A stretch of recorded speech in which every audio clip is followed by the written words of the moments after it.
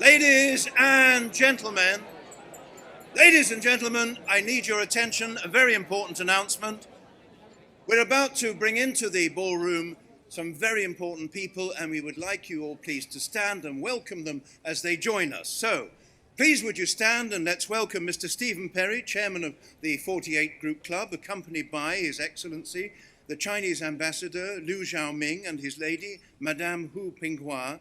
And we have also the Right Honourable George Osborne, and they're accompanied by Mr. Xi Bingjun, China Chamber of Commerce, and Mr. Jin Li Chun, President of Asian Infrastructure Investment Bank. Big round of applause, please, as we welcome them into the ballroom.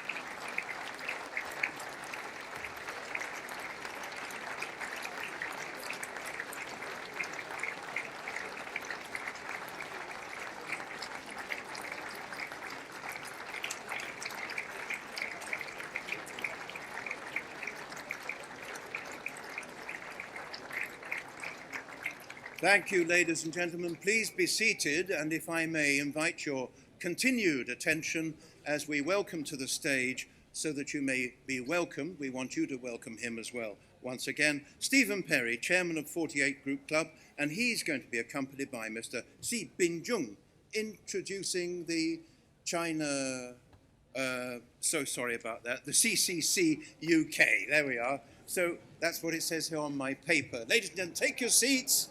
Pray silence for Mr. Stephen Perry.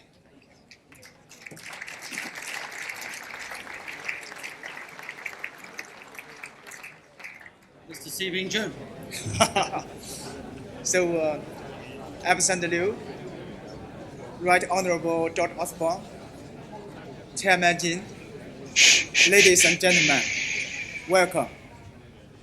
So although I think you're feeling the freezing night outside, but I hope that you could feel the warmth from our heart. We welcome you on behalf of all the members of China Chamber of Commerce and also 48 Group, especially on behalf of Mr. Stephen Perry. We give you the warmest welcome to join with us for the dinner. So the dinner already gone through over 40 years. For the past 40 years, from generation to generation, the icebreakers who contribute a lot to the Chinese Sino-British relationships. And we would take this opportunity to say thanks to all who have contributed to the icebreak and build up the relationship between China and the UK. And CCC UK, I just want to say a few words about CCC UK. CCC UK just registered in the Company House of London in September of 2015 under the guideline of Chinese Embassy before our presidency here for the state visit. So for the past over 1.5 years, we devoted to try to build up the platform to exchange and communicate with local partners, with local regulators, with local community, to let our members to settle down and build up this business. So today, this is the first time CCC UK joined hand with 48 Group. And because we're sharing the same feelings and same vision for the future, to build a more strong platform to help our partners, to help our peer companies to settle down as quickly as possible. So I hope that you could enjoy this very unforgettable night. And thank you very much. Thank you.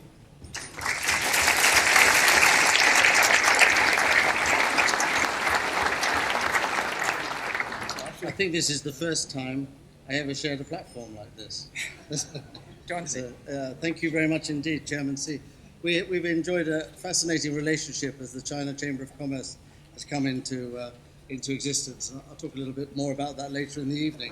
For now, I want to join in the welcome to everybody to tonight's dinner, and just draw your attention on your table and on the screens will be a letter that's come from Vice Premier Ma Kai, congratulating us on our Chinese New Year event. And he writes, over the past 6 decades, see, I've finally had to wear glasses. Over the past 6 decades, the 48 Group has made proactive efforts in the spirit of the icebreakers, because we were the first delegation to China in 1953, to promote relations and cooperation between China and the UK, leaving behind a legendary episode in the history of our bilateral relations. No matter how times have changed, the Chinese government and people will always remember the 48 Group's important contribution to China-UK relations. We look forward to your greater success in the new era and count on your renewed contribution to friendship, exchanges and cooperation. He goes on to mark this is the 45th anniversary of the establishment of ambassadorial level diplomatic ties between China and Britain, which was done by Sir Edward Heath, and goes on to talk about the importance of the bilateral relationship, and then goes on to say China has all along attached great importance to practical cooperation with Britain and sees it as an anchor and driving force of bilateral relations.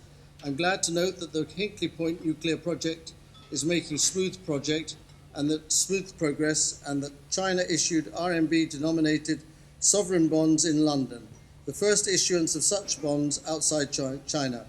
We are confident these flagship projects will help to raise the quality and effectiveness of practical cooperation between China and Britain. We hope Britain will work closely with China to produce more cooperation outcomes for the benefit of our two countries and peoples. I look forward to greater progress of China-UK relations in the year of the Rooster, and I wish the 48 Group Club and CCC new success in promoting cooperation between the two countries. A short précis of what the Chinese Vice Premier sent to all of us tonight. May you have a nice dinner. See you later.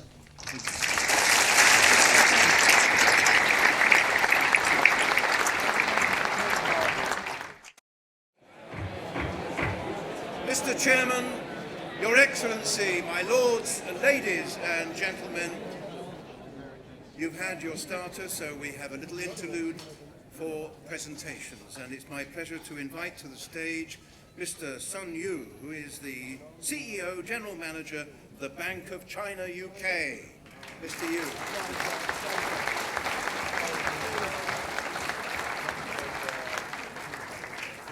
Your Excellency Ambassador Liu Xiaoming, my lords, distinguished guests, ladies and gentlemen, good evening and welcome. 2 years ago at the Icebreaker annual dinner, I was young and new in town, giving my welcome speech. 2 years on, I'm no longer new, but still young. Thank you.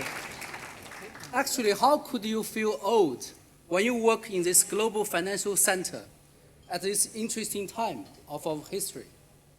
Tonight may be regarded as a farewell to the year of the monkey. This mischievous monkey did bring us much volatility.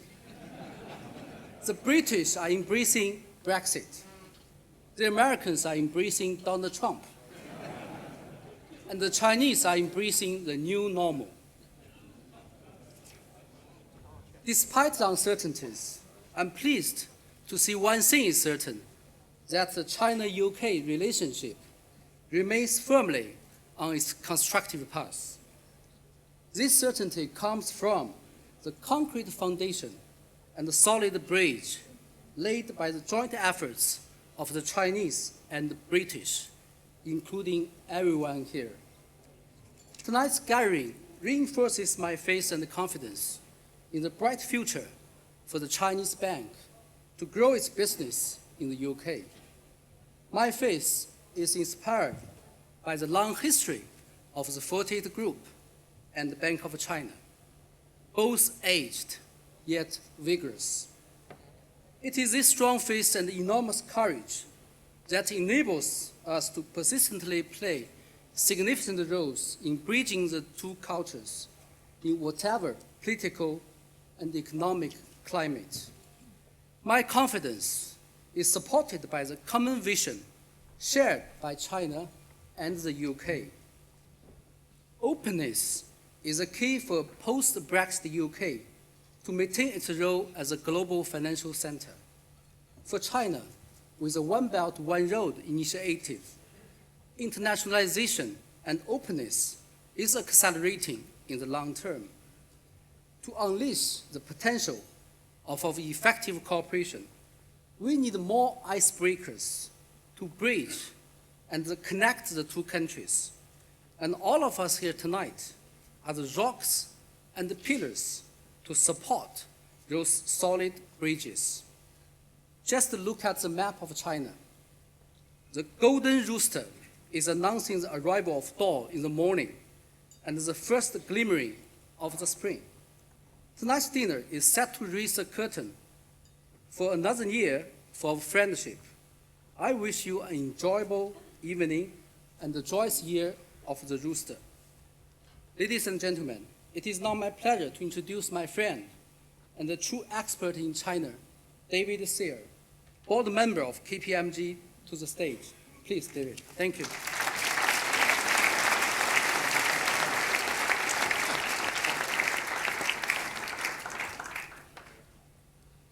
Ambassador, Madam Hu, distinguished guests, ladies and gentlemen, a very happy Chinese New Year of the Rooster.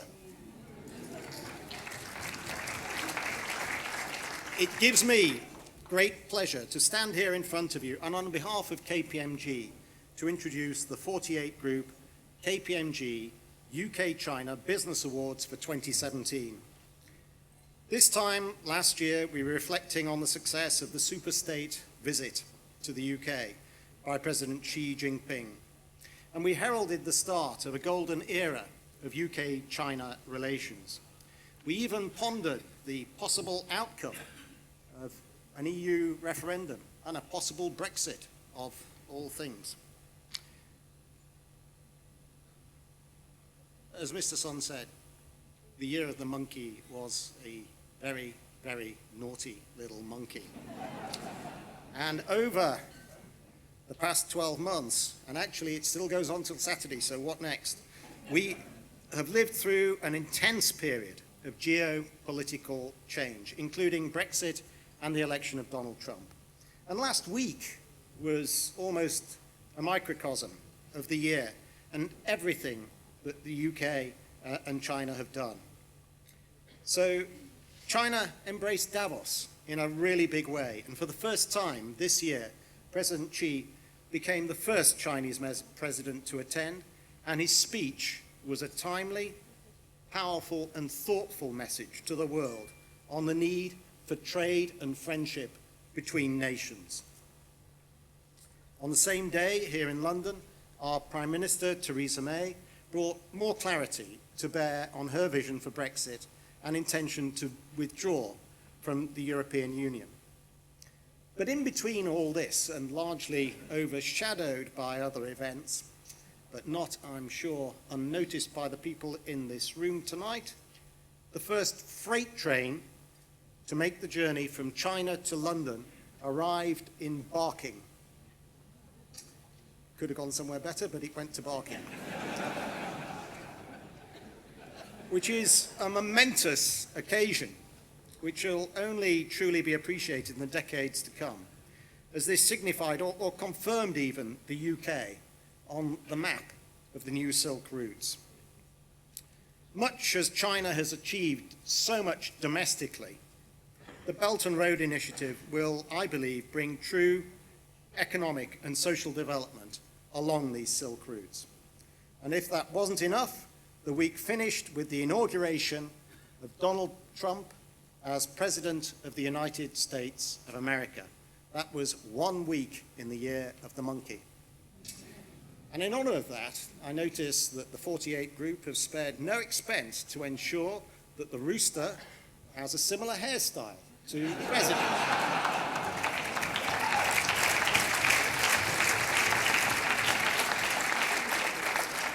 A truly remarkable thing.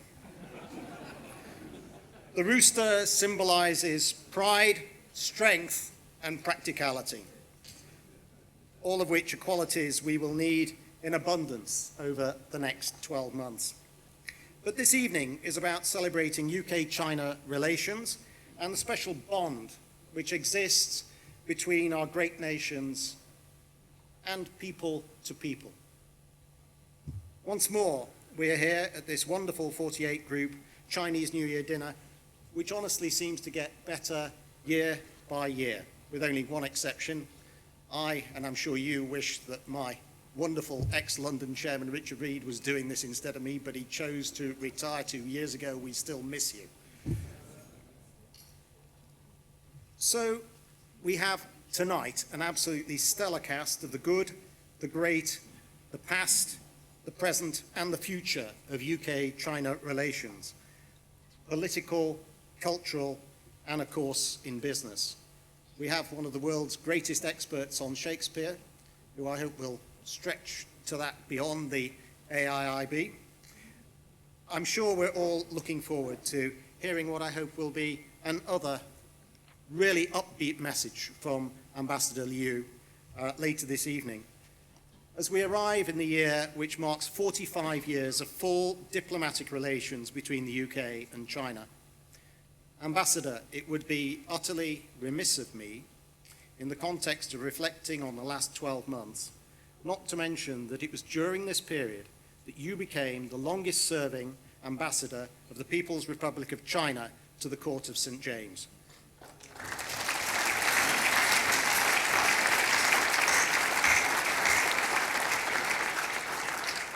We are really lucky to have you here, and we hope that you remain here with us for some time to come.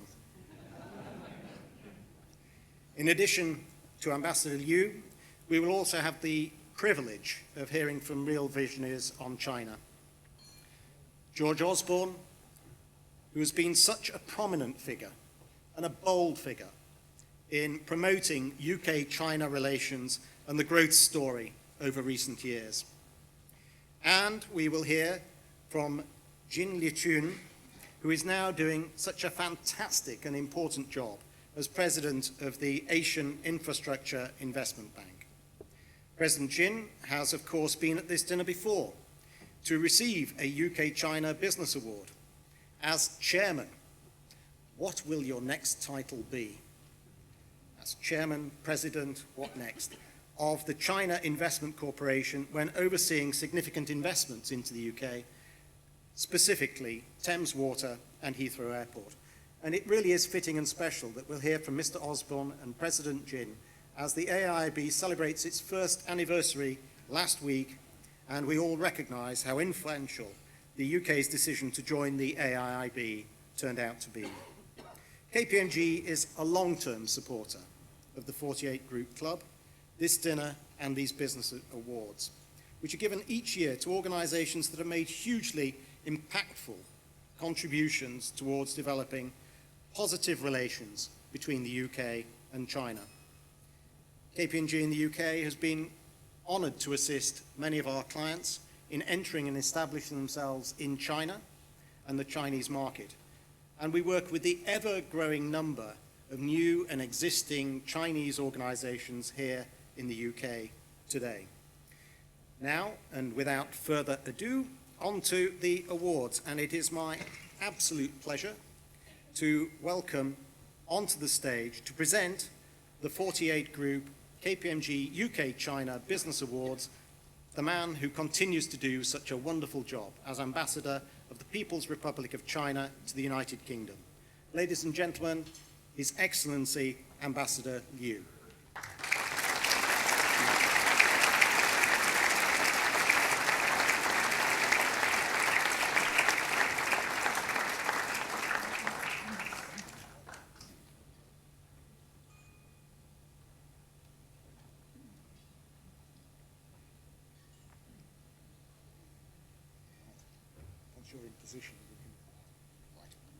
So, award categories and winners. The Business Awards Selection Committee, chaired by Chairman Stephen Perry, the 48 Group Club, has selected the winners in two categories: investment into China from the UK and investment into the UK from China. And I begin with the award for British investment in China. In recognition of their landmark investments in the production of shale gas in China, and the signing of production sharing contracts in 2016 with China National Petroleum Corporation. The winner in this category, long pause, this is where the cameras scan the crowd, is Mr. Bob Dudley, Chief Executive of BP.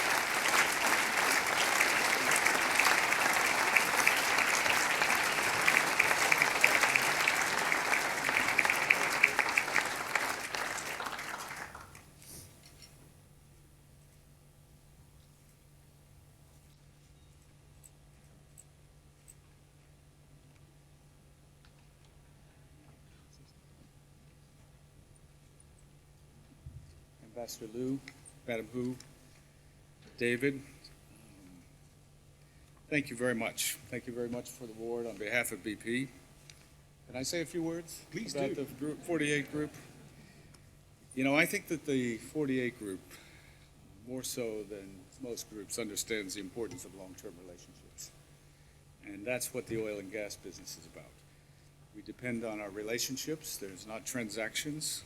They're developed and managed over many, many years and decades. So we really appreciate the award. You know what you're talking about. BP's been in China now for 40 years, building relationships, business relationships that are mutually beneficial. I worked in China in the late 1980s and still maintain many great friendships in China. What we're doing here is developing shale gas in Sichuan. It's about 2,500 square kilometers. For those of you who don't know, that's a lot. That's a lot of area to work and develop natural gas. And Peter from Cambridge today was telling me a story about China actually did the first deep drilling for natural gas in the world in the 1700s and 1800s.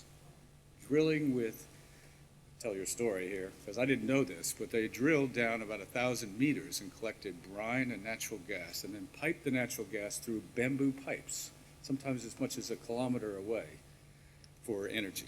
I think that's an extraordinary story. I think it's terrible. I've been working in the industry all these years and just learned it tonight.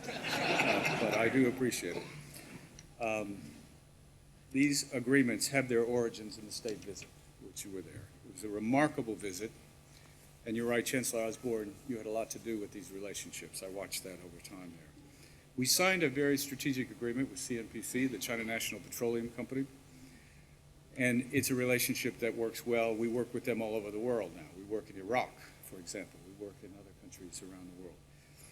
But let me finish with a quote from President Xi in Davos last week, where he encouraged all of us to jointly shoulder the responsibility of our times, which I think goes along with the year that you're looking at and then you described. So that's something the 48 group has a proud history of supporting, so thank you again.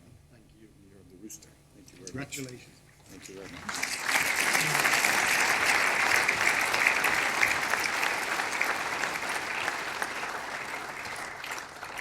We now move on to the 48 Group Club Award for Chinese investment into the UK. In recognition of the completion of the groundbreaking investment into the British nuclear industry and the signing of the agreement on Hinkley Point C in September, although we were made to sweat on that for a while, weren't we?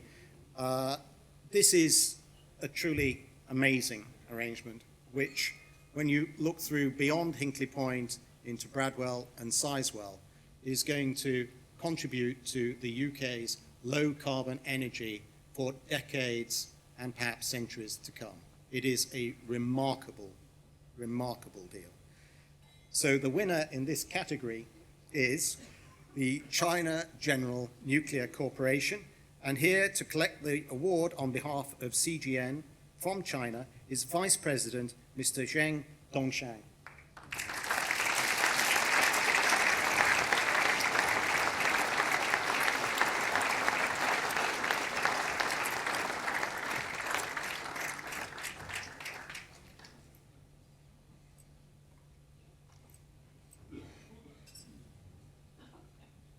Mr. Zheng, would you like to say a few words?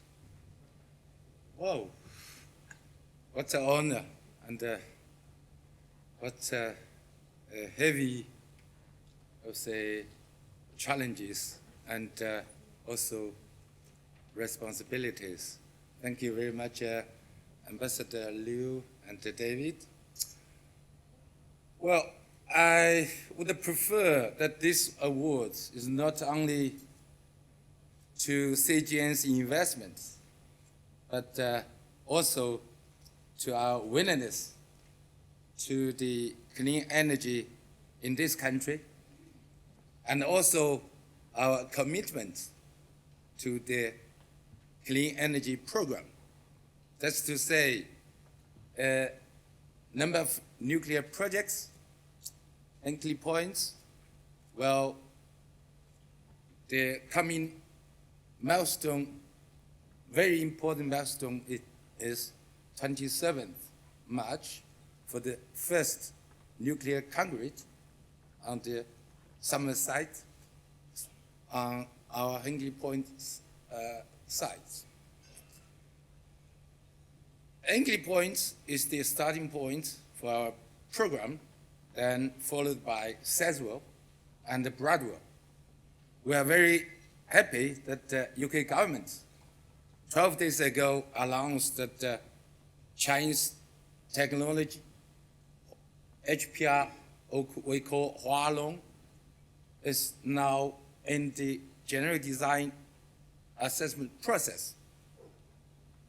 Not only nuclear, because CGN is a clean energy developer, so we are also working here for renewables, wind, solar, or all the clean energies. So this is our initiative. It is also our commitment.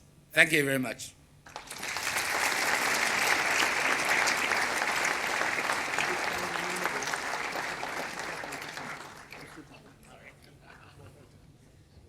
Can we invite Mr. Dudley back up for a group photo with Mr. Sayer and Liu Xiaoming?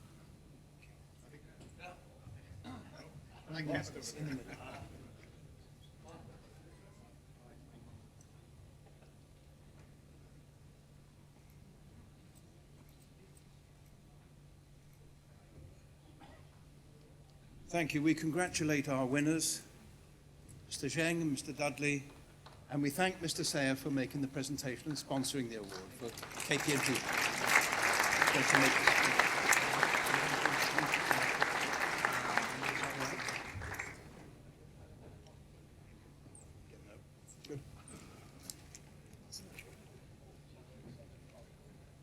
And now, ladies and gentlemen, if we may, maintain your interest and attention as I invite the Ambassador of the People's Republic of China here in the UK to address you. His Excellency Liu Xiaoming.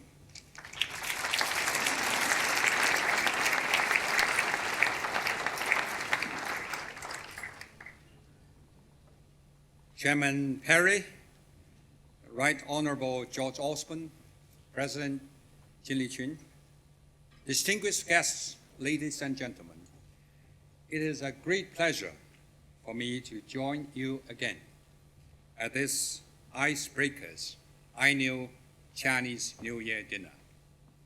We are gathered here to welcome the Chinese New Year of the Rooster. You know, I just came from another event which is celebrating the Chinese New Year. It's organized by Chinese Students and Scholars Association. It's a big room, it's a full house, 2,000 people turn out. We tried very hard that the two events, that one, this one, will not be conflicting. The Chinese students and scholars believe they set a date first. But Stephen Perry said they set a date first. So, we tried very hard. I want to be friends with everyone because they are all very important. Students and scholars, I believe they represent the future of China-UK relations. But you represent now and the future of China-UK relations. So that's why I try very hard to get here. There are so many Chinese New Year celebrations in this town. but this one is very important, very special. So that's why for the 7 consecutive years, I've been truly delighted to attend this dinner, this gala dinner, without any missing. Every year I share with you the meaning of a zodiac animal of the year. And now I think I have covered half of them, because altogether there are 12. And this evening I will continue to follow this tradition. In Chinese culture, the rooster is the image of an early riser. This bird works hard and energetically. That's why we Chinese often say, a golden rooster heralds the break of the day. We also quote, rising at the crow of a rooster makes a vigorous start of the day.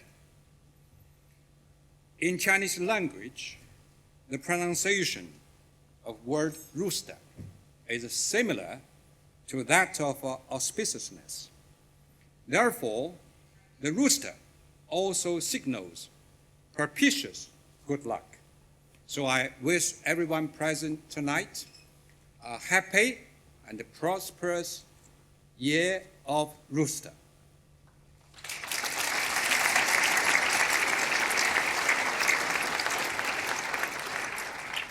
Moreover, China's land territory is shaped just like a rooster. You can see the 2 roosters by my side. The northeastern region, where I'm from, is its head. So the northeast, the northerner used to be taller, just like me.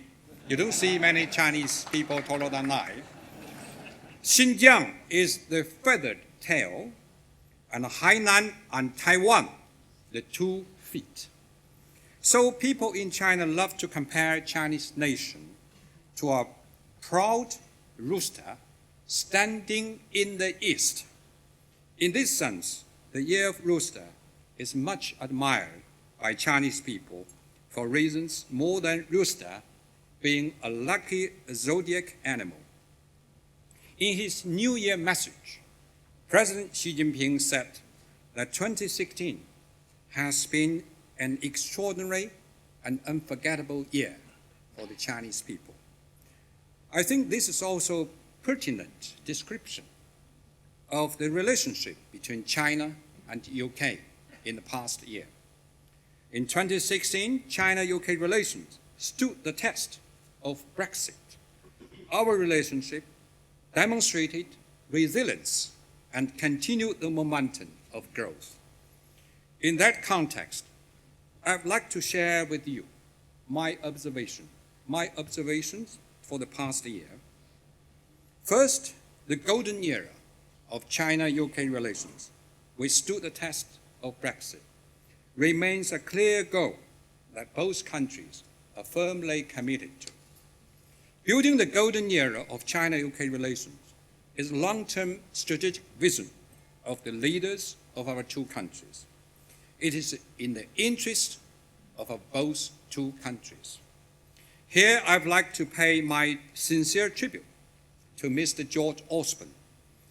While you were First Secretary and Chancellor, you and the then Prime Minister David Cameron, together with the Chinese leaders, jointly opened the golden era of China-UK relations. Thank you very much, George.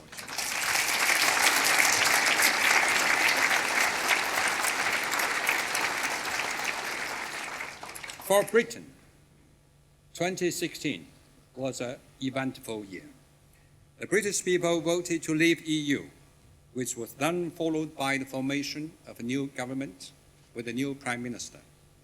However, China and UK managed to overcome the uncertainties and steady our relationship in the time of transition.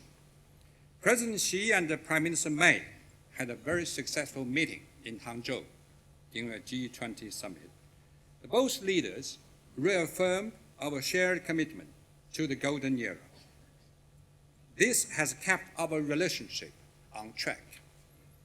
Towards the end of last year, the three dialogue mechanisms between China and Britain were all successfully held. These are the economic financial dialogue, the high-level people-to-people dialogue, and the strategic dialogue. All three mechanisms speak to one fact, that a high-level cooperation between our two countries have been running smoothly and steadily. Some media have predicted the coming end of the golden era. I'd like to use a new and increasingly popular catchphrase in response to such reports: fake news.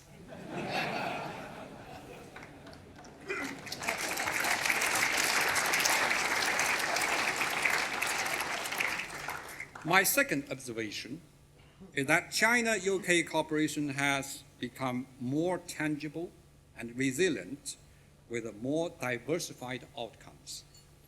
The golden era is not simply a slogan. It is increasingly being materialized by business cooperation cross-board, from trade, investment, financial services to infrastructure, energy, and in many other fields. It is evidenced by people-to-people exchanges in fields of culture, education, science, technology, media, think tanks, tourism, and sports. Here, too, the list can go on and on to cover a wide range of areas. And now abundant golden fruits have begun to adorn a truly golden era. Let me give you a list of some of the golden fruits that we have harvested in 2016. Golden fruit 1. China's Ministry of Finance issued a 3 billion yuan RMB sovereign bond in London.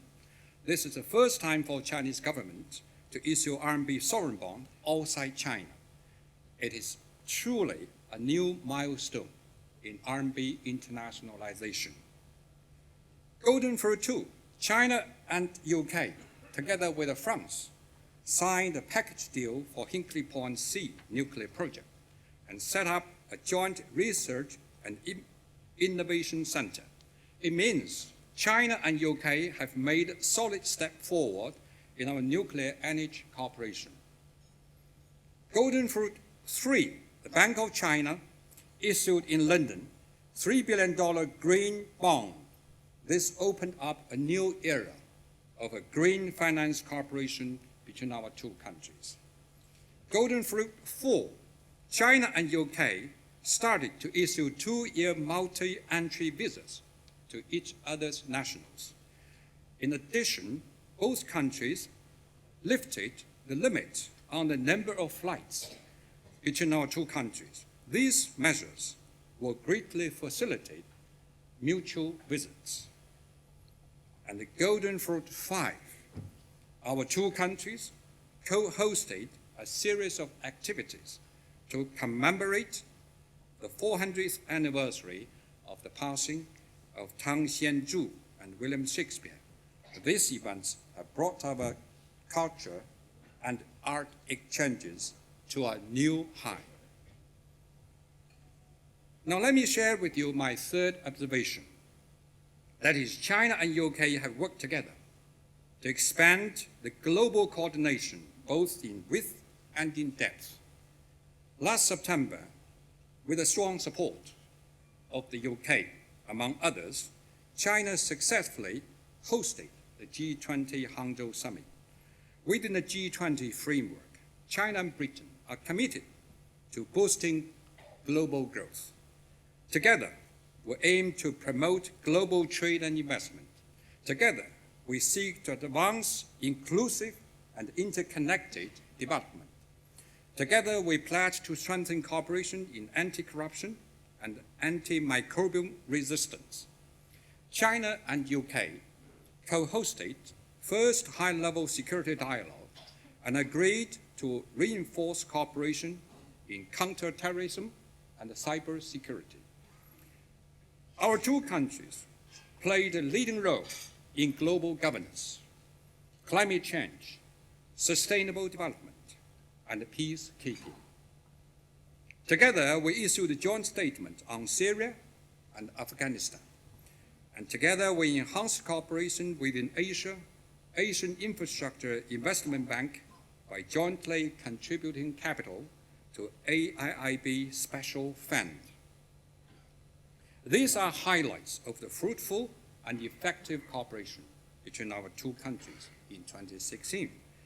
They are the concrete examples of how China and UK are key players on global scene, have fulfilled our international obligations. Such cooperation helps increase stability and positive forces in a time of uncertainties in global and international relations. And all these advances have enriched the China-UK Global Comprehensive Strategic Partnership for the 21st century. Looking ahead to the new year, we have a great deal to expect. As Prime Minister May put it in her New Year message, 2017 is a year of opportunity, and she added that Britain has a golden opportunity to demonstrate. I think her words are also true for China-UK relations. 2017 marks the 45th anniversary of the establishment of ambassadorial-level diplomatic ties between China and UK. We'll co-host a number of celebrations and commemoration events. We'll use these celebrations to reflect. In this way, we can strengthen relations going forward by learning from experiences of the past 45 years. We must all more value the strong momentum of our ties today. And we also need to jointly plan for the future of our relations and endeavor to achieve even more. 2017 also marks the 20th anniversary of the return of Hong Kong to China. The return of Hong Kong is significant in many ways. It meant China and UK successfully resolved a major issue that was left from history. It helped clear the way for further growth of our bilateral ties. And more importantly, it set a good example for the world that international disputes can be resolved peacefully through negotiations. 30 years ago, both China and UK demonstrated extraordinary political wisdom, long-term vision, and courage during the negotiations over Hong Kong. Today, as we usher in the new year, China and UK need to work together more closely, build stronger mutual trust, and handle disputes properly. Hong Kong should be a bridge to facilitate China-UK cooperation. We should focus on making it a positive factor in our bilateral ties. We need to do so that China-UK relations will advance steadily and smoothly. 2017 is a year of consolidating golden era of China-UK relations. I'm more than happy to hear the announcement of UK government at the beginning of the year. That was the news, as mentioned by Mr. Zheng, that the generic design assessment of HPR 1000 China nuclear reactor has begun. That's a great news. There has been more good news at the start of 2017. Last week, as David said, the first China Railway Express arrived in London. It was the first direct freight train between China and Britain. It's a part of a Belt and Road initiative. In Davos, President Xi Jinping announced an important agenda for 2017 in China. That is, China is going to host the Belt and Road Forum for International Cooperation in May. I hope that in the new year, China and UK will seize the new opportunities of Belt and Road and maintain high-level exchanges. I hope we will make solid steps forward in our practical bilateral cooperation.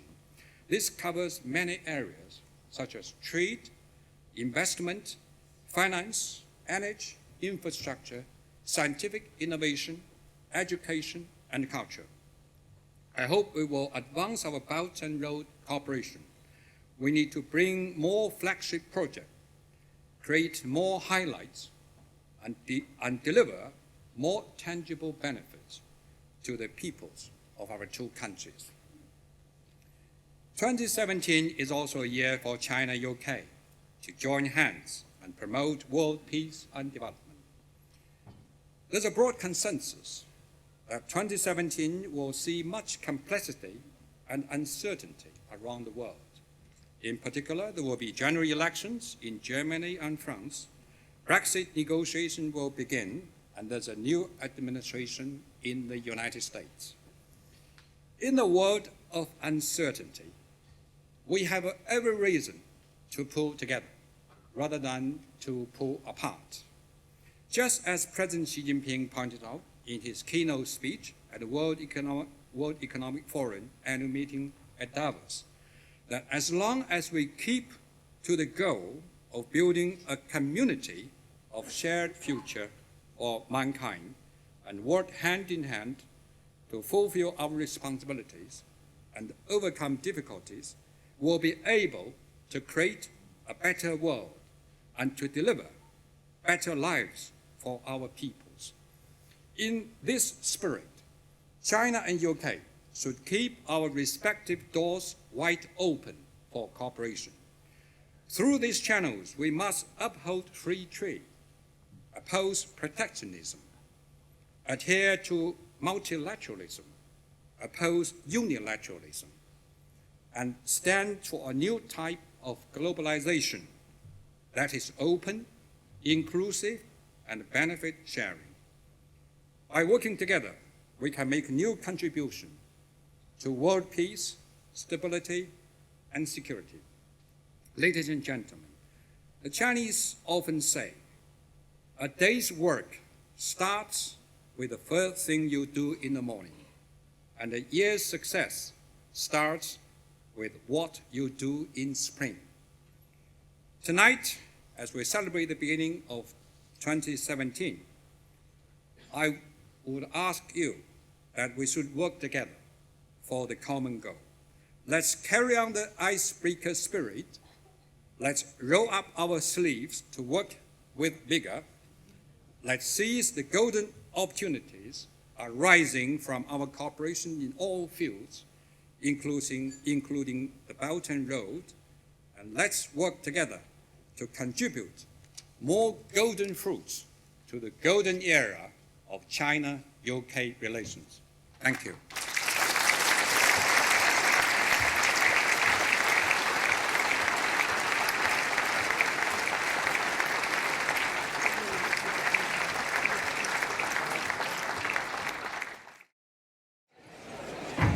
Ladies and gentlemen, I have great pleasure to invite to the stage Mr. Paul Cruttenden, the Market and Digital Sales Manager of Cathay Pacific, together with Angela Rippon, who is a commander of the most excellent order of the British Empire, pleased to come up to the stage for the prize draw. Let's give them a big round of applause. Thank you.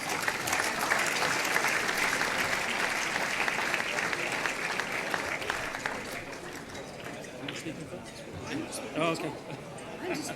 Okay. Perfect.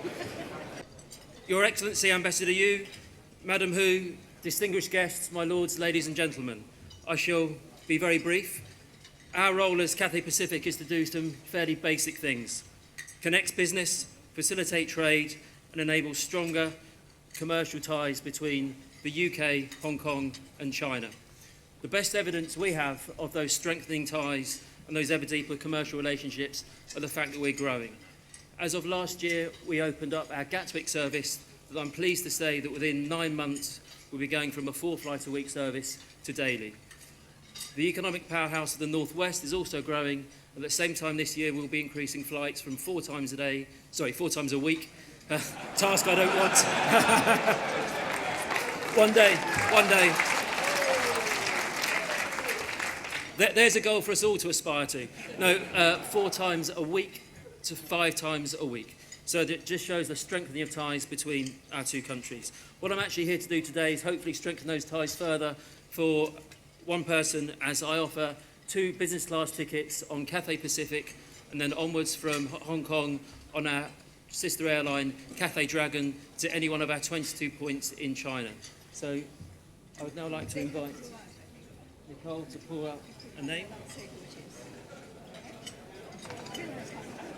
Yeah, I know. This is the first one. Okay. Right. Okay, and this is for the flights? Yes, 2 business class tickets. Hong Kong to UK to China. 2 business class tickets. Hong Kong to China. We've got, oh, it's the global group. Where are you? Have you got a table? Should have. And it's Johnny Hon.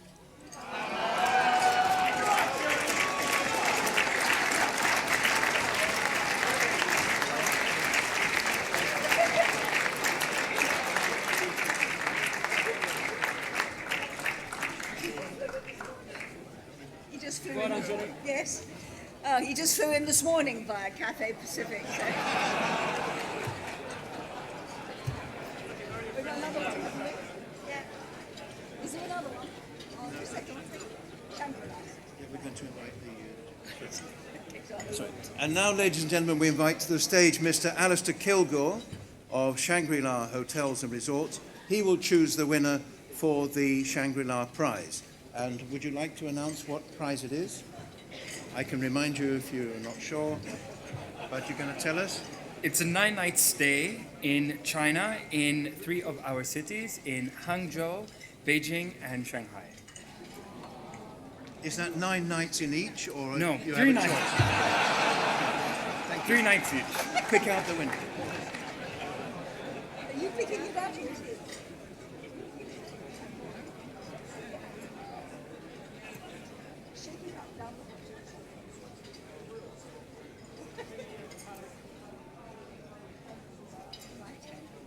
That one's in Chinese on that side.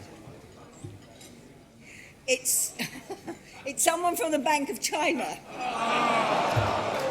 Nothing to do with me, I just read them out. It's going to, if I can say this correctly, from the executive office, it's Jackie Zhuinghang Zhang.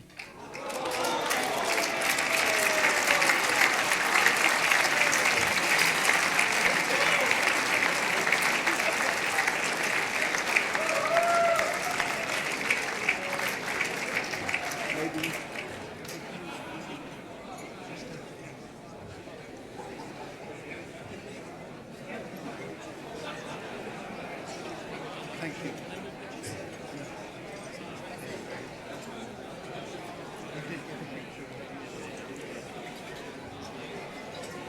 Thank you to Cathay Pacific. Thank you to Shangri-La. Thank you to Angela Rippon and Paul Cruttenden. And ladies and gentlemen, continue with your main course. We'll be clearing it shortly. Thank you. Could I now invite to the stage a non-executive director of Huawei Technologies UK, Sir Andrew Khan. Thank you. Thank you. I'm delighted to see that we are, ladies and gentlemen, at a real Chinese banquet, by which I mean everybody is on their feet, everybody is networking, nobody is listening to the Master of Ceremonies except me. And the only thing that's missing is the Mao Tai, and I hope, Stephen, that that's coming shortly. But I'm only really here to introduce our star speaker of the evening. But before I do that, I do want to congratulate Stephen Perry and the 48 Group Club. They were icebreakers. They have been, for decades, facilitators. And we have never had a time in the history of Chinese-British trade when we have needed them more, at this time when all around us we hear people saying that we need protectionism and we need to rein in global free trade. We certainly don't need to rein in Chinese-British trade, and the 48 Group Club is central to making sure that happens. I also wanted to follow on from what David Sayer said about the Rooster, because I got myself one and had a look at it. And it does look a bit like Donald Trump, but what I did was turn it over and look, and you will see that it really is symbolic of today because it was manufactured in China. It's marketed by a firm in Chelmsford, and I hardly dare say this, but it conforms to EU standards.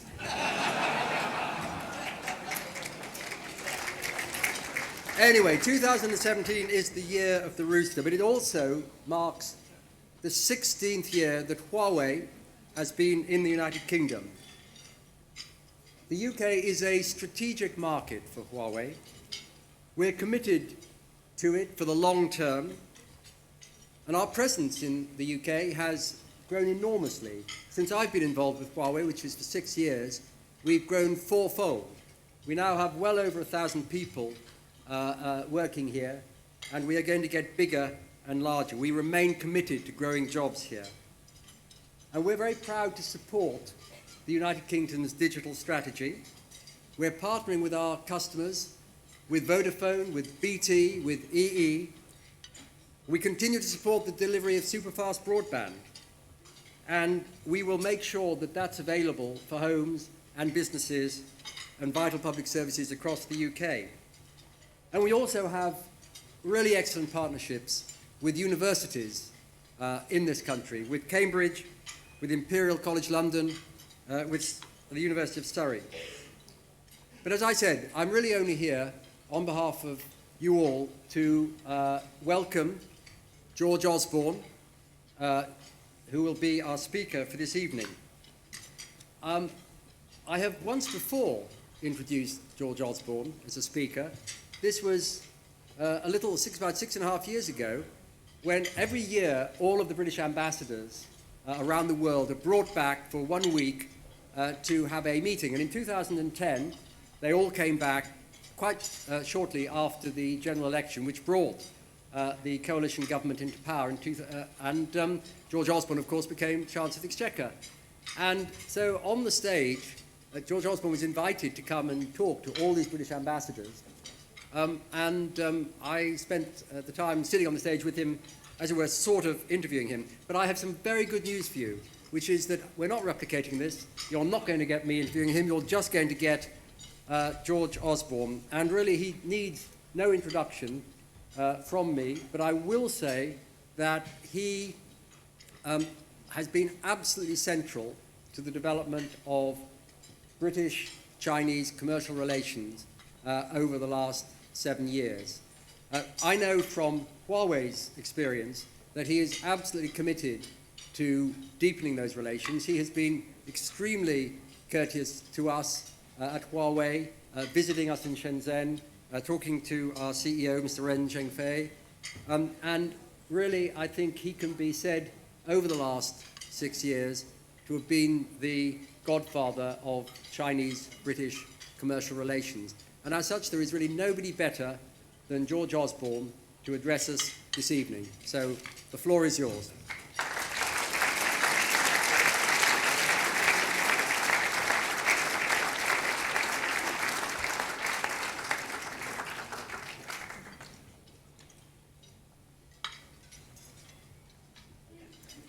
Well, Andrew, thank you very much for that introduction. And Ambassador, President Jin, Stephen, David, ladies and gentlemen, thank you very much for inviting me here. I'm honoured to address this magnificent dinner to renew our commitment to Britain and Chinese relations, to celebrate the work of the original 48 companies that went out there to break the ice when it came to the international freeze that had been put on relations with the People's Republic of China, to celebrate the new year, to welcome the Year of the Rooster, and to say good riddance to the Year of the Monkey.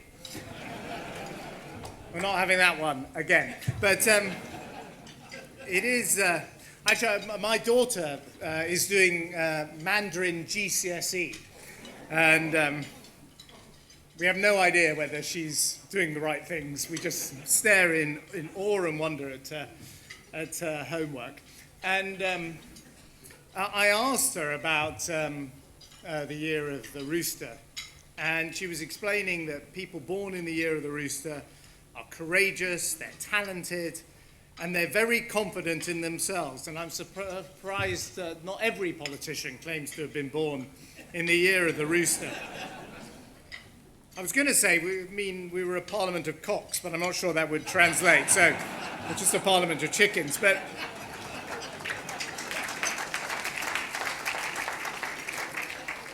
of course, it's also the year of the fire rooster, I think, a very specific in 2017, which signifies a period of immense change. I'm not sure I can take any more change, but anyway, immense change coming up. And it shines like a bright star in the dark sky, and it brings hope to those who act harmoniously, it said, around difficult circumstances. Well, hope and harmony is certainly what the world needs at the moment. This annual dinner, the Icebreakers, celebrates or commemorates those British companies that went out in the early 1950s. So this is long before Henry Kissinger, long before Ted Heath. These original companies that went out there when China, the People's Republic, was under international embargo and began the thaw in relations between Britain and relations between the West and China. And I have just come back from Davos, where it was absolutely freezing, I can tell you. What you saw there was some incredible piece of ice-breaking as the president of the People's Republic of China took center stage at this gathering of Western capitalists and Western leaders and delivered what couldn't have been a more warm and positive message about the importance of international cooperation and tackling the world's problems together, whether it's climate change or economic growth or free trade. And he spoke forcefully, and I think spoke for most of the delegates of that conference, against the forces that would break up that international order and introduce barriers. And he said at that event this: we must remain committed to developing global free trade and investment, promoting trade and investment liberalization and facilitation through opening up, and we must say no to protection. And it is fascinating that in the year 2017, it is the President of the People's Republic of China who delivers that message to the West. It is, of course, a clear statement of intent from the Chinese government, a commitment to free trade and international order. And it's my very strongly held view that the West, hopefully led by the United Kingdom, should accept China as a full partner in that endeavor. Now, of course, we know in this room that we have differences with China, different political systems, different culture, different history, different set of values. And our interests will not always coincide. But the question I faced as Chancellor 6 years ago, sitting around the National Security Council with some of the people who are actually in this room today, like Danny Alexander, like Oliver Letwin, the question we confronted, and the question I continue to confront as a member of the House of Commons today, is this: how are we going to handle the rise of China? Now, for 18 of the last 20 centuries, China has been the largest economy in the world. 18 of the last 20 centuries. And in my lifetime, assuming I'm careful when I cross the road and deal with my Conservative colleagues,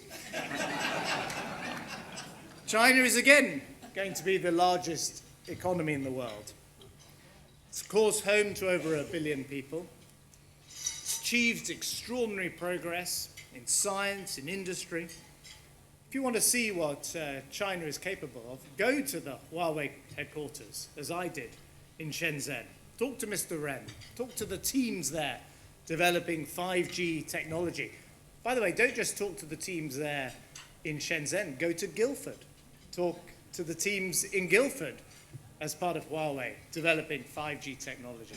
You will see the extraordinary development and progress that Chinese companies are making every day in collaboration with British companies and others. See the incredible achievement of lifting, in my lifetime essentially, 700 million people out of poverty. We have campaigns in Britain called Make Poverty History. Well, I tell you, the globalization and growth of China has been the greatest campaign to make poverty history in the history of the world. How do we deal with this extraordinary rising force of China? Essentially, we have a choice, as all established orders have had over many, many centuries, over thousands of years, when confronted with the rising power. Do you confront that power, or do you seek to cooperate with it? And I think it is overwhelmingly in the interests of this country, it is overwhelmingly in the interests of the Western order that we seek cooperation. And that is what the Golden Era is all about. It is an attempt to undertake an unprecedented cooperation between the United Kingdom and the People's Republic. And I want to pay tribute to the ambassador, Hu Xiaoming, who's helped me over these years get to the point where we could talk about a golden era in Anglo-Chinese relations. It's been a journey. I remember back in 2011 talking to my then opposite number, Mr. Wang Xishan. His career has gone up and mine went down, but you know. He had more instruments at his disposal than I do, but nevertheless. We talked then about internationalizing the renminbi, about trying to make London an offshore renminbi centre. It wasn't a centre where the renminbi was traded at all. And in the space of 5 years, we've made the UK, we've made London the largest offshore renminbi trading in the world outside of sovereign China. And as we were being reminded by our ambassador here, we saw the Chinese government issue a sovereign RMB bond here in the United Kingdom. And with that comes all the infrastructure, the banks that are represented here, the Chinese banks, all the infrastructure that facilitates finance and trade between our countries. And we should go further with that, connect our stock exchanges together is what I believe the next great initiative in that respect is. We've undertaken incredible collaboration on infrastructure. It is not an underestimation to say that the Hinkley Point deal is probably the most complicated international commercial transaction in the history of the world. This is a nuclear power station that's going to provide over 10% of all of the electricity in the United Kingdom. It is developed by a French company, Chinese investment, built here in the United Kingdom and commissioned by the UK government. All number of things can go wrong to bring that deal down or to make sure it didn't get off the ground in the first place. But through hard work and perseverance, including by some of the companies here like CGN, we've got that deal established and it's making real progress. And it is an example of what we can achieve together. China and Chinese companies get a great investment in civil nuclear power in the country, by the way, that developed civil nuclear power.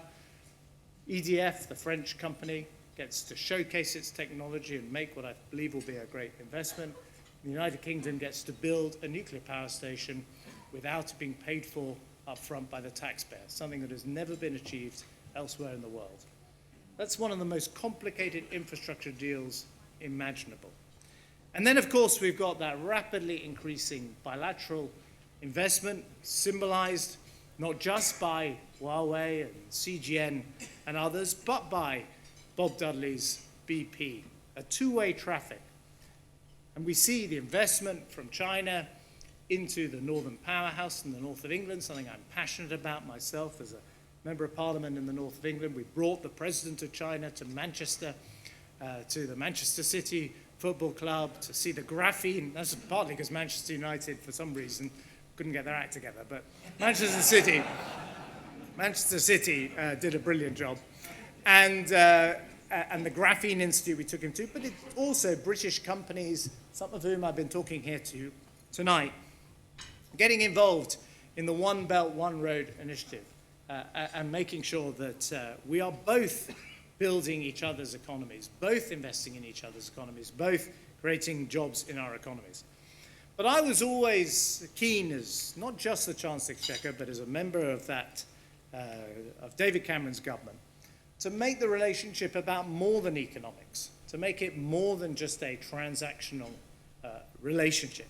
And that's why we worked together on a whole series of problems like climate change, like stability in Central Asia and the Middle East, like on tackling terrorism. It was mentioned in passing by the ambassador. But we now have a security dialogue with China, one of the very few countries in the West that does, identifying where we have mutual interests. And of course, it led to the cooperation that led to the United Kingdom being the first major Western power to sponsor and support the Asia Infrastructure Investment Bank. And that was a pretty straightforward call. China was developing a new multilateral institution. There was a prevailing view, I think it's pretty commonly now known amongst Western powers, that we shouldn't aid the development of this institution. I took the view, crucially supported by my Prime Minister at the time, that if China wanted to play its part in the multilateral institutions of the world, if it wanted to develop its own multilateral institution, just as, by the way, we did 60 years ago with the IMF and the United Nations and the like, then why shouldn't we aid China? Wasn't this a perfect outlet for their energy and their ambition as a great nation? And so we became a sponsor of that body, one of the initial sponsors, and I think Mr. Jin has done an incredible job in putting that organization together, and I congratulate you, sir, on the work that you have done.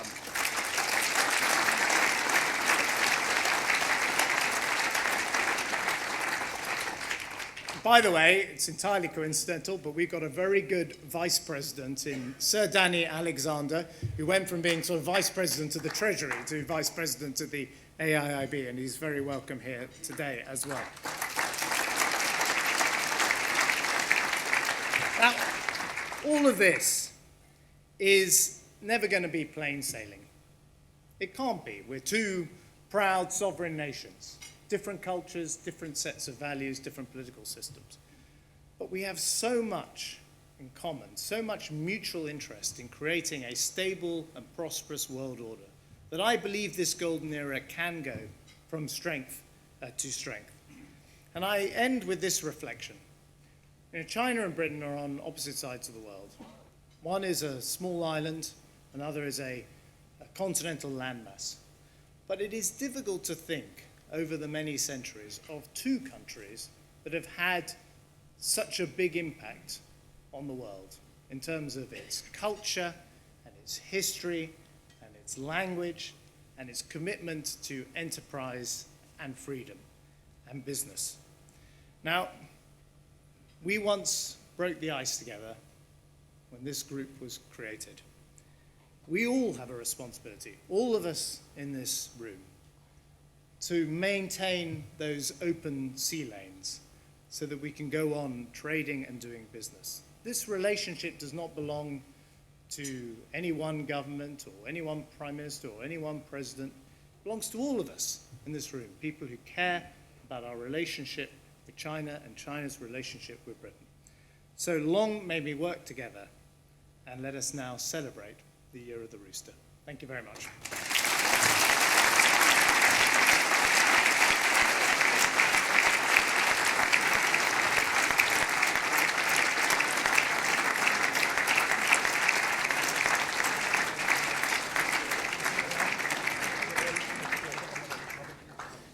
And now it's my pleasure to invite to the stage the President of the Asian Infrastructure Investment Bank, Mr. Jin Lee Chun.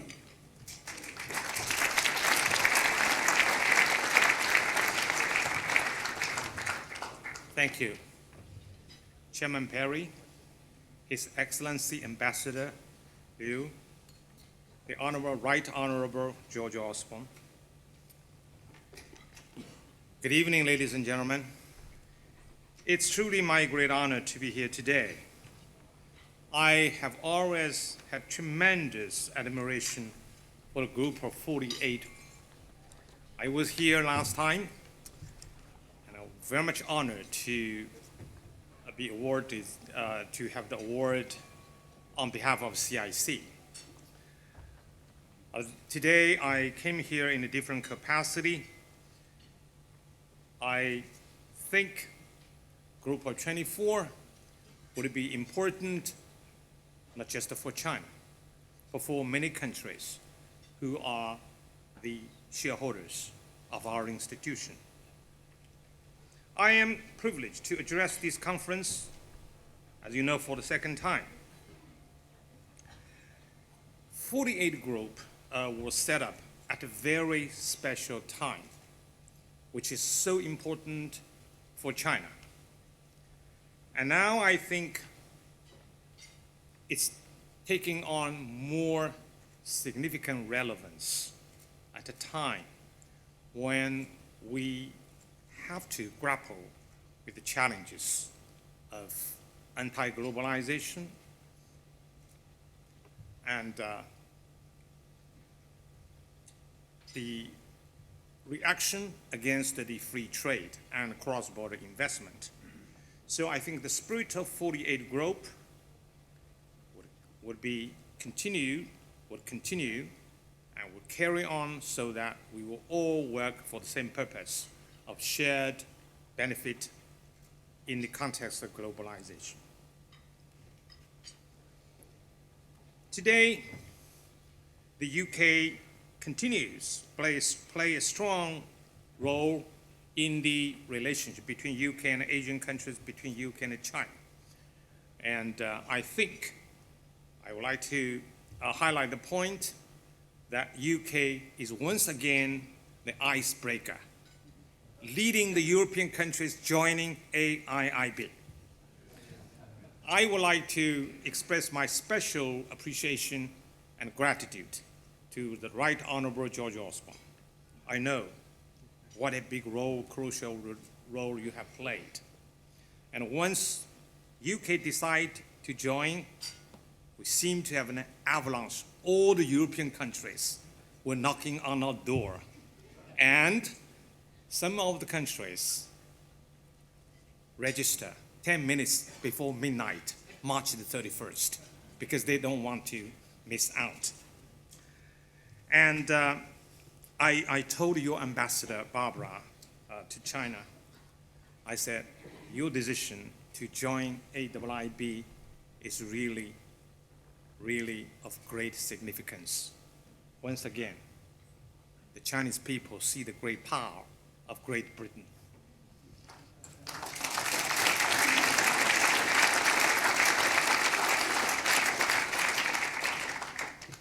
I mean it. The decision for the UK to leave the European Union has certainly been a cause of concern, both for the European countries and for UK, maybe for some other countries in this world. A major economic disruption certainly is in nobody's interests. So I hope and I believe UK, the British government, and the people would have the intelligence and resourcefulness to manage a very smooth transition as it moves out of UK, the EU, and will continue to maintain a healthy, sustainable relationship with the rest of the European countries and probably a strengthened relationship with China and other Asian countries. And I'm confident this process will be well managed. I'm also thankful to the UK's £40 million contribution to the AIIB's special fund. This fund is set up to help the older eligible countries. When they borrow from our bank, we help them with technical assistance, project preparation. I am particularly impressed at this time UK government is so generous, providing $50 million, 40 million pounds, the same amount as the People's Republic of China. No strings attached. Thank you. Thank you again.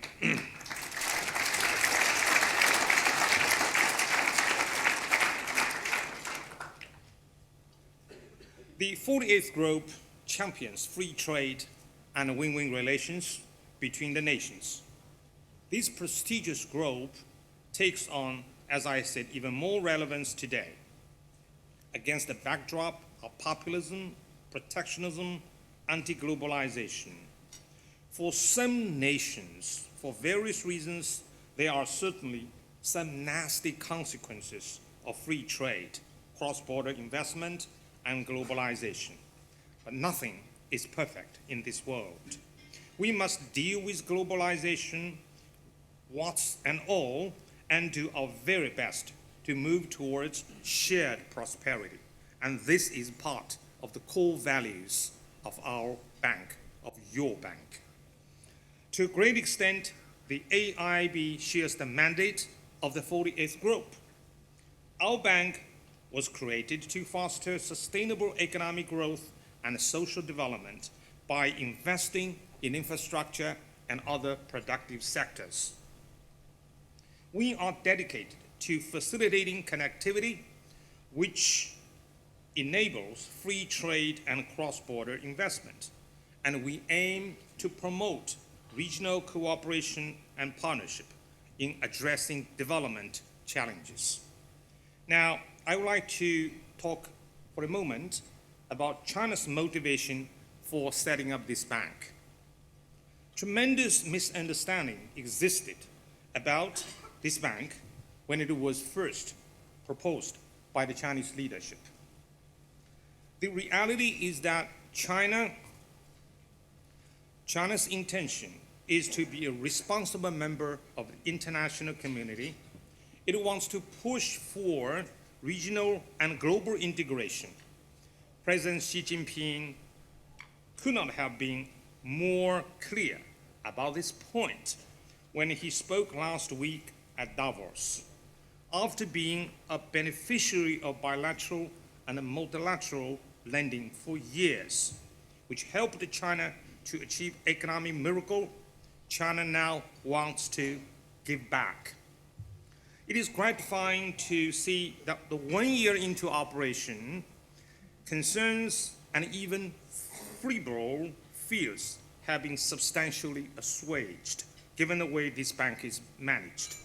Professionals of high caliber have been recruited from across the world, regardless of the nationality of their members. We don't look at your passports, we look at your track record. That's why, even though some of the major countries are not our members, their nationals are working in our institution, taking very important positions. A set of major policies have been formulated and approved by the board. A sound corporate culture is being nurtured. A system of transparency and accountability is being established. A lending program worth $1.73 billion approved, demonstrating the bank's commitment to connectivity and green growth. A productive working relationship with a well-established MDBs is bearing fruit, and a multilateral development bank with a 21st century governance, which the member countries from all over the world is now emerging. When European countries such as the United Kingdom, Germany, France, Italy, and others decided to join AIIB as founding members, they expressed their confidence in the bank's promises and commitment. Literally, they gave us the benefit of doubt. When Canada, another G7 country, together with almost 30 countries indicating to join this bank, 6 months into operation, this is the vote of confidence in our delivery of the promises and commitment. I would like to thank Sir Danny Alexander, the Vice President Corporate Secretary, for your great amount of work and your significant contribution to our bank. It's a credit, not just to you, to the United Kingdom. Thank you very much.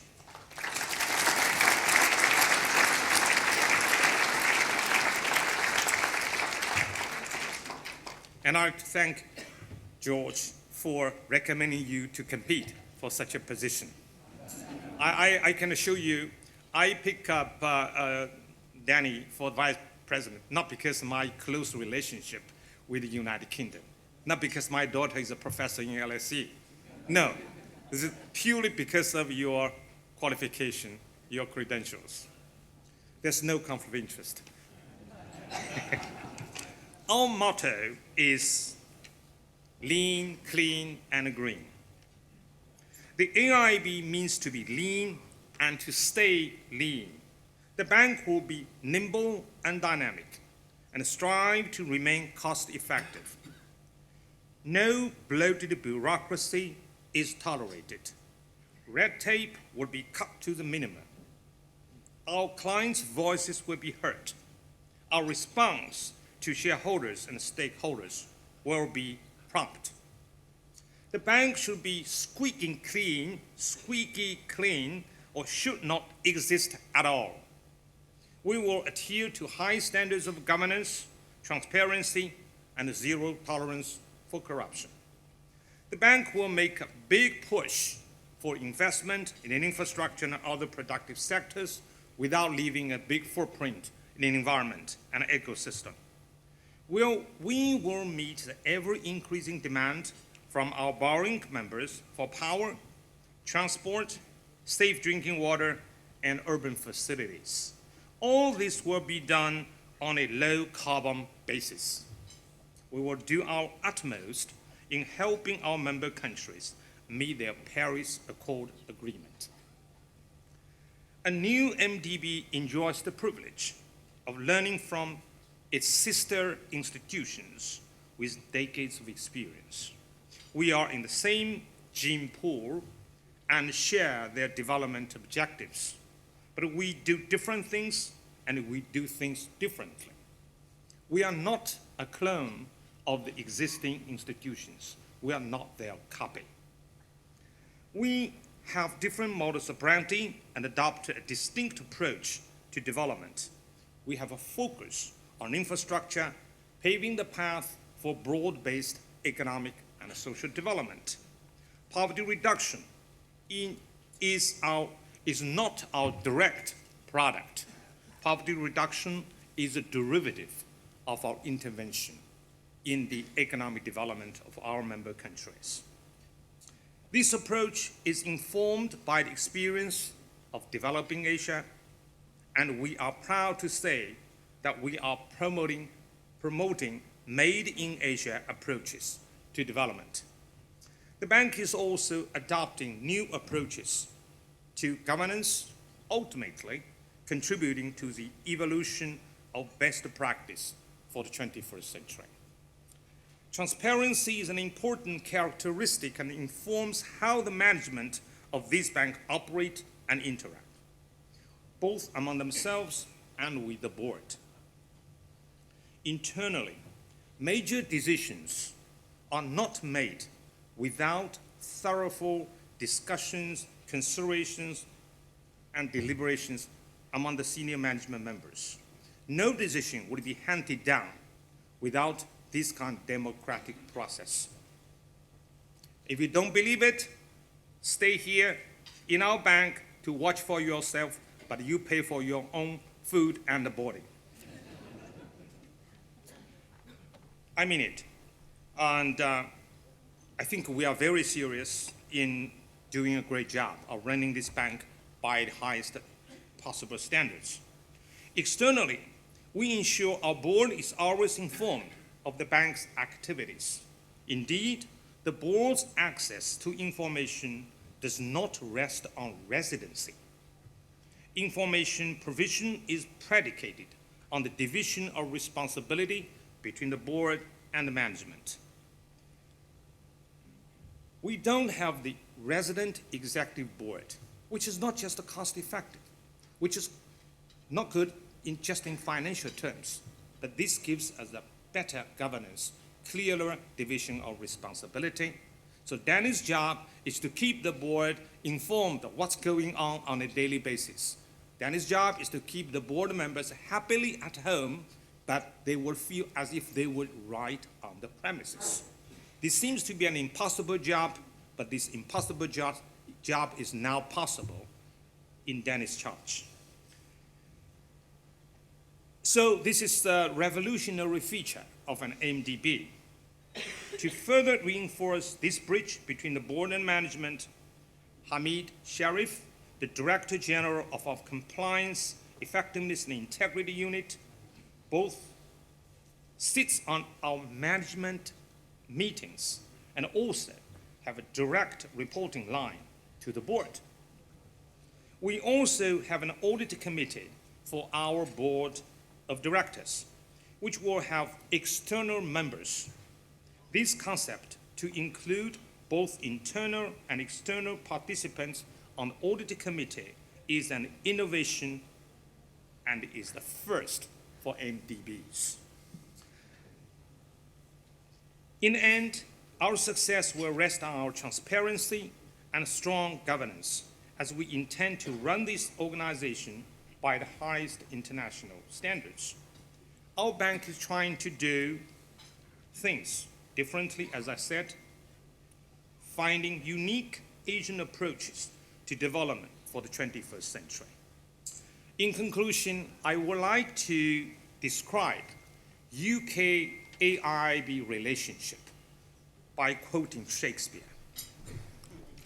I remember in sonnet number 18, Shakespeare said, "Shall I compare thee to a summer's day?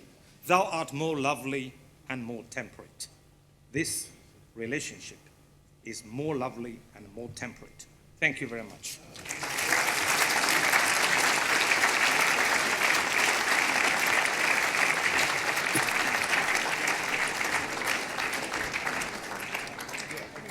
Thank you. Now, ladies and gentlemen, we're going to proceed with a presentation of a cheque by Miss Jodie Perry, who I invite to the stage, who is acting on behalf of the 48 Group Club as treasurer, to Mei Sim Lai, who is the treasurer of the 48 Club, on behalf of the Chinese Welfare Trust. So I have that the right way round. Jodie, representing the Chinese Welfare Trust, and Mei Sim Lai, please come to the stage to receive a cheque for, we can see it in a moment, a big round number of £5,000, with photographers ready.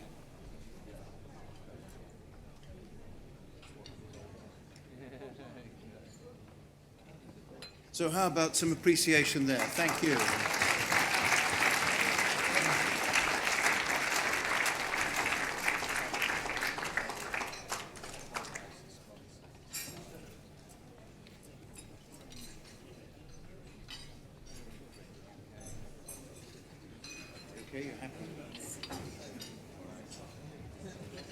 So we're very nearly at the end, and even as we have the very last speech, the waiters will be serving coffee. Again, we crave your indulgence and your patience and your applause and enthusiasm, please, for the last speaker of the evening, and maybe we've saved the best to last. Who knows?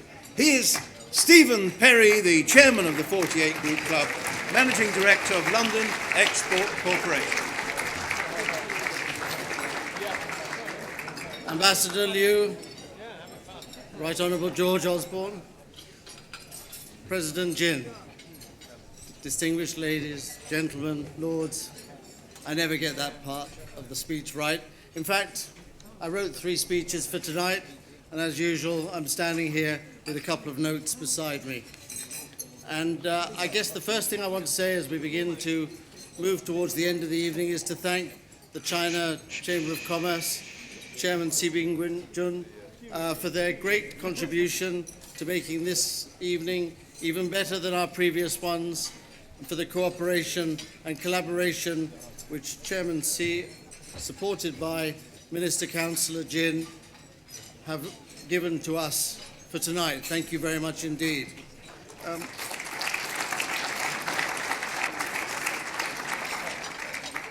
Ambassador Liu, football is beginning to be something that unites our nations. It's a long-standing interest of the British. We organised the first visit to China of a British football team which broke the FIFA boycott of China in 1978. We took West Bromwich Albion to China. Ironically, now they are owned by Chinese. It was followed by other clubs, Manchester United, Arsenal. We took various people to China. But of all the trips that we did, the best supported trip was that of Watford Football Club, whose chairman was Elton John. And if I can just tell you this one little anecdote of the welcoming dinner where Elton John was sat beside the Minister of Sport, who was a former general, I think, who spent the whole evening staring at the side of Elton John's face. And at the end of dinner, he asked if I would stay behind, which I knew there was something coming up. He asked me, was my hotel comfortable? I said yes. Had my journey been okay? I said yes. And then he said to me, could you tell me if all football club chairmen in England have diamonds in their ears? I said yes. But on that trip, the man who made a really perfect ambassador had his players at all the places they should be, showing great respect and interest for China and relations with Chinese, was a fellow of the 48 Group, Graham Taylor. He became a friend and close supporter of the 48 Group from then on. And I've known Graham all the way through until he died just 2 weeks ago. And I think it appropriate that I say tonight that we've lost a good friend of China, a good friend of football, and a good friend of the 48 Group. Thank you.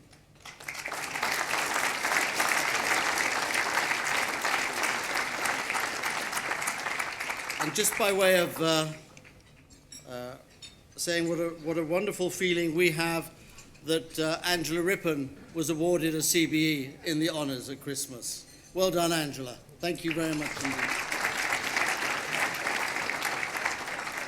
We took Angela to China in 1994, I think it was, and you broadcast live to LBC about what you saw in China. And it was one of the first commentaries by the British media of what was really life in China like. And we shall never forget that contribution you made to Sino-British relations, and ever since then the support you've given to us. And I know your close friendship with my father. Thank you, Angela, and congratulations on your award.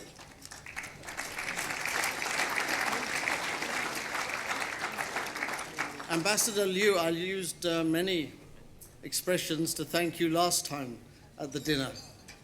Every time you speak, I'm just flabbergasted at your grasp of the English language, your ability to communicate, and how you give us such a good understanding of the situation in China and between China and Britain. Thank you very much indeed for what you do for us. Thank you, Ambassador.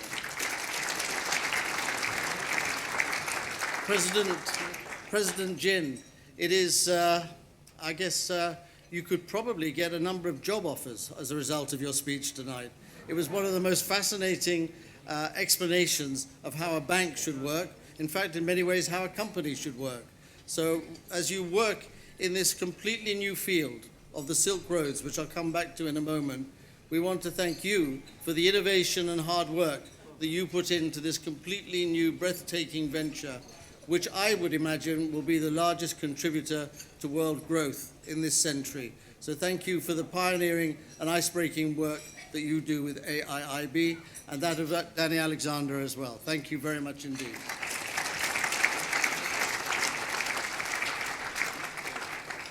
Well, when I was thinking what to say in my speech tonight, I was trying to work out how to refer to George. And I just ended up with the word George, because you are, to so many people in our country, George. You're not some remote person that we don't know or understand, although it's the first time for us to meet tonight. You're a person who we instinctively feel understands us and understands the world. And that's quite a rare attribute. When I read the 2011 communique on your first visit to China, I knew probably Ambassador Liu had quite a bit to do with what was in that communique, But as you both know, that was a rare and unusual communique. I read it and I sent it to all my friends and contacts, and I said, you need to read this. Something special has happened between Britain and China. I think it was back in 2007, an old friend of mine from the senior levels of the party asked me if I thought that Britain and China could have a relationship like America and Britain, a special relationship.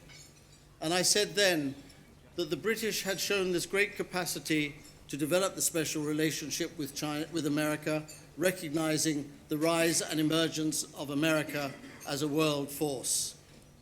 So there was no reason why the British couldn't have the same understanding of the rise of China.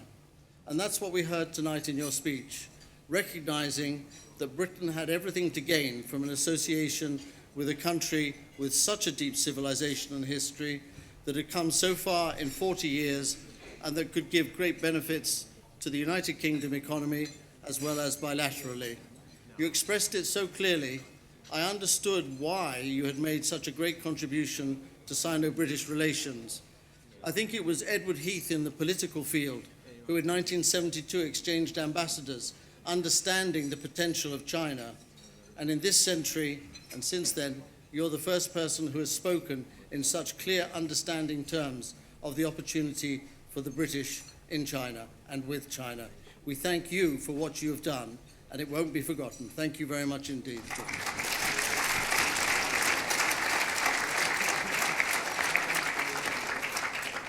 I have to say at this point that none of this would be possible without our sponsors, Huawei, Bank of China, and KPMG. They've all spoken. You've heard from them all, so you know something about them all. They really make a great contribution to us being able to do what we do tonight. Thank you, and thank Global very much for their contribution. A little bit more on that later. And Cathay Pacific and Shangri-La, and to Speedprint and all those involved in the organization, a big thank you. But I would just like to make one contribution to the discussion tonight by saying to us all that the greatest growth opportunity for trade in the world in this century will be in what I call the New Silk Roads, China calls the Belt and Road Initiative. That opportunity of trillions of dollars of investment that will go into this area over the next 60, 70, 80 years provides the best opportunities for the UK to show its pioneering and ice-breaking spirit that it innately has from hundreds of years of working in the world.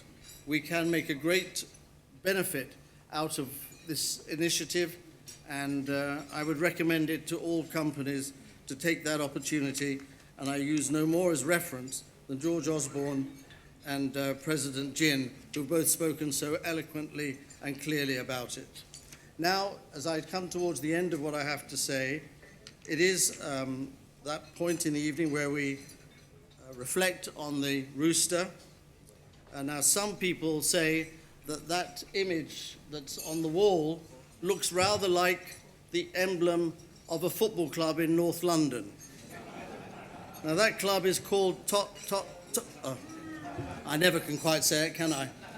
But I want you to know that this is not the year of the rooster, this is the year of the fire rooster. Now what colour is fire? Red. This is the year of the Arsenal, there's no doubt.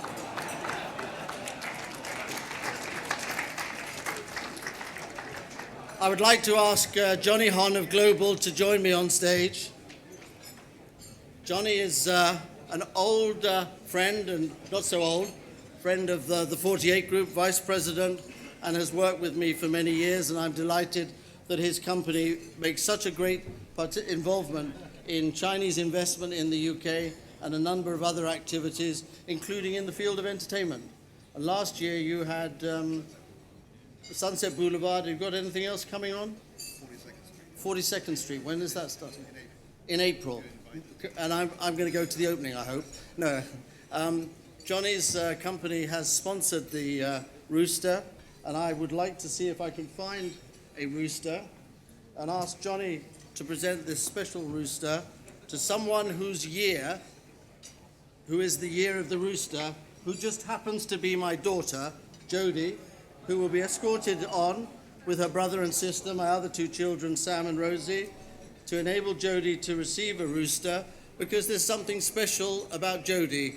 Not only is she a rooster, but she's also carrying a rooster.